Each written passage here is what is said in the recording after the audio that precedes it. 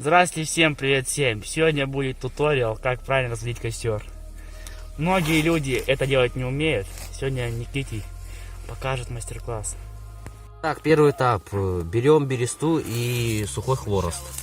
Так, сначала ложим бересту и поверх нее сухие ветки. Так, после того, как разгорелся наш костер, подкидываем более крупные дрова. Вот так это делается. Осторожно.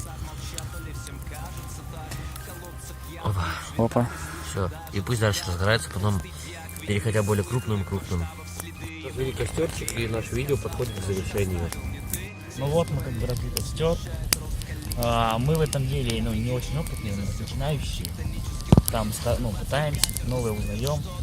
Пытались в этом видео просветить вас, там городских, которые не знают, что такое лес, в общем-то. Как правильно разводить костры. Ну и вот, как бы, если что, знающие люди, поправляйте нам наши ошибки в комментариях. Ставьте лайк, подписывайтесь на канал.